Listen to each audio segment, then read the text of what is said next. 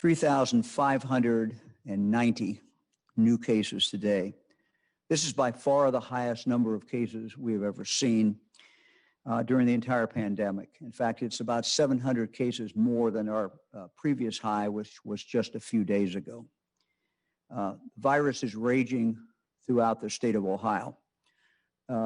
There's no place to hide. We now only have 2 counties that are yellow, and they represent only 1/5 of 1% of our state's total population.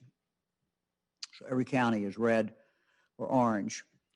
Only 5 of our counties are not high incident counties. So 83 of our 88 counties are high incident counties.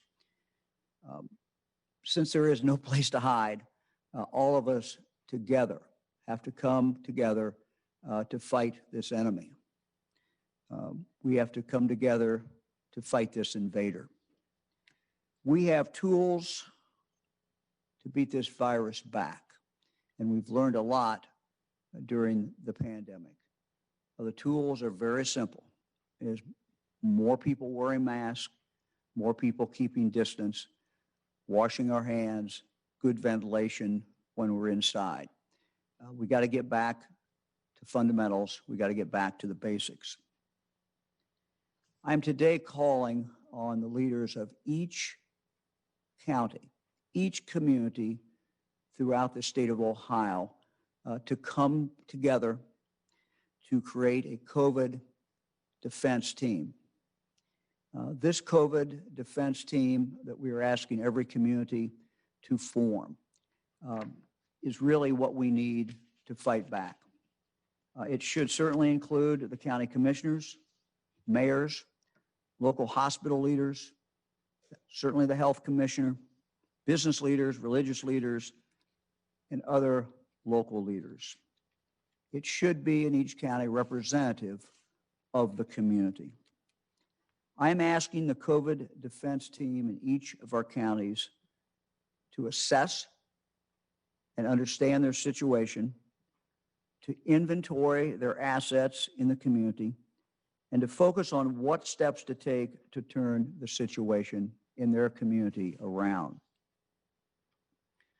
Because we now know what works to fight the virus, a major part of their job will be to explain to people in the community exactly what is going on in the community, the state of the virus, what's going on in their local hospitals, and what steps must be taken to slow this advance of the virus.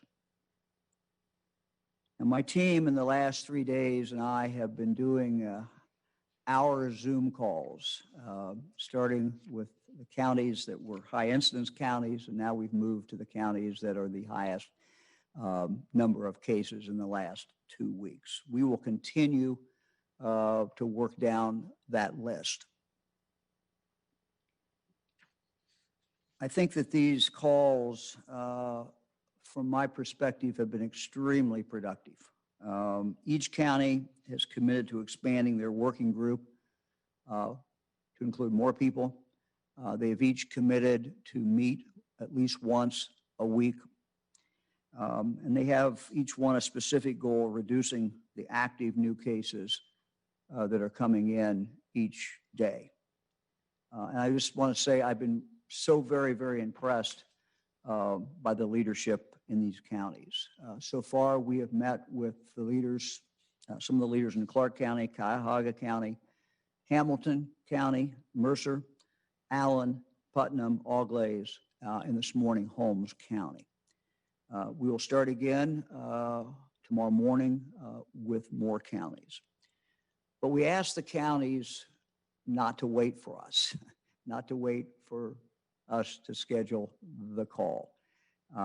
It will take a few days, of course, for us to get through all 88 counties. But we ask people to go ahead, schedule your own meeting, put your own local leaders together. As one of the leaders said to me yesterday, if a tornado hit our county, and he said has hit our county, he said everybody rally together. We came out to help friends. We came out even if we didn't know the people. That's what we're asking communities to do again. Ohioans are great about this. I remember a few years ago, a lot of floods along the Ohio River. I was just so impressed that how many people came out to help their neighbors. Same way when tornadoes hit, people come out. This is a crisis that is grave, certainly, and much more widespread than those crises. So despite the grim data that we see today, that we'll show you in a moment, I'm optimistic because Ohioans have the tools. We know what works. We always rally when we need to rally. And I'm confident that people will do that. When people see a threat, particularly to their families, to their neighbors, to their community, they come together. We can, in fact, slow down this invader. The decisions each Ohioans make each day will really determine what kind of winter that we have. We must mask more. We must distance more. We must be more careful. We must wash our hands more. We must have more ventilation inside, particularly as we move more inside as winter approaches. We can control our own destiny. Eric, let's look at the numbers. As you will see, today we have, as I said, set another record. We report 3,590 cases. This is the first time we've surpassed 3,000 daily cases per day. To put that in perspective, today's new cases, our figure is about 25% higher than the second highest date, which we reported just last Saturday. It's not only the case numbers, though, that are increasing. We also have 192 new hospitalizations reported in the past 24 hours. This is the third highest we have ever reported. The top 5 highest new hospitalization numbers have all occurred in the past week and a half. So we continue to be very high. Let's look, Eric, at the next slide. This is all 88 counties reported by highest occurrence, starting with Putnam, all the way down Huron. What you see here in the blue, of course, these are the high incident counties. So as I said before, 83 of our 88 counties are high incident counties. And again, this is what the federal government, how the federal government determines it, 100 cases in 2 weeks based on 100,000 population. Let's go to the next slide. Again, this again tells us we have Putnam County at 9 times the high incident level. Auglaize about 5 times. Holmes about 5 times, and you just all the way down, as you can see, these top counties. The bottom of this 20th Greene County, it's about 3 times the high incidence. So we're seeing this in mid-sized counties. We're seeing it in small counties. And we're seeing increases in our urban counties as well. Let's turn to the alert system. We are seeing no counties go purple. That is the one bright spot, and I'll talk about that in a moment. We no longer have we don't have any purple counties and no counties on our watch list. However, this virus is spreading, as you can see, significantly throughout the state. So we're down now just to 2 counties, eastern side of our state, that are yellow. Everything else is red or orange, and it just shows the gravity of this spread. Today we have 43 red counties, only 2 yellow counties. This is the highest number of red counties, lowest number of yellow counties we have seen to date. Our new red counties, Ashtabula, Auglaize, Claremont, Defiance, and Trumbull. This is an increase of 5 counties from last week, and 2, Ashtabula and Auglaize, are red for the first time. This week, 78% of Ohioans are living in a red county. 78% of Ohioans are living in a red county. Less than 1%, as I said, are living in a yellow county. Now, let me talk for a moment about the 3 counties that dropped from the watch list to red. Um, our system is designed to something, if a county goes to purple, it has to continue to accelerate. It has to continue to go up. What we've seen with Cuyahoga, Clark County, and Hamilton basically is that they plateaued or did not see a significant increase, and not a significant enough increase to move to the purple level. But we're still seeing with these counties very, very disturbing trends. As I said, our alert system is designed to flag indicators that are getting worse. What we're seeing is that these three counties have plateaued at high levels. In Cuyahoga County, outpatient emergency visits are at an elevated plateau.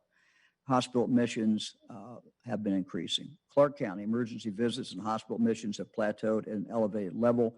Outpatient visits are still high. In Hamilton County, outpatient visits and hospital admissions are at an elevated plateau, but cases continue to go up. During the past month, the average age of cases in Cuyahoga County, the age of the individuals in Cuyahoga, Clark, and Hamilton counties has moved from people in their early 40s to people in their late 40s. So we'll continue to see an increase in the age, or the average age. If you recall back in June, July, when we saw that significant increase, that was really led by a younger group. In Cuyahoga and Hamilton counties, cases continue to rise steadily and hospitalizations remain elevated. Clark County local health department officials told us today they're seeing alarming increases. They have recorded 271 cases during the past 7 days, 271 during the past 7 days. Hospitalizations are at a record high, and they've had 41 deaths in Clark County in October. Their previous high for deaths was 17 in August. What we see in these counties is similar to what we're seeing in the rest of the state. Case numbers are continuing to go up. Healthcare utilization is trending upward. We've been sharing stories about where we see spread, and as I talk to the health directors every Monday morning, and they share some stories with me. They also share some stories with our staff. High school football team had 13 players with COVID-19. A couple of players were infected, spread it to the other members of the team. The spread mainly happened at informal gatherings of the team where there were more interactions than there should have been. These were not regular team functions. So again, this is similar to what we're seeing in the adult world, where it's not as much in, look, there's spread everywhere. But most businesses, we're not seeing much spread. Same way with schools. But where we're really seeing the spread is just the personal interactions, the more informal settings. Another example, we learned about an outbreak among staff at a doctor's office as a result of non-compliance, not wearing masks. Staff members at the doctor's office were either not wearing masks or were not wearing them correctly.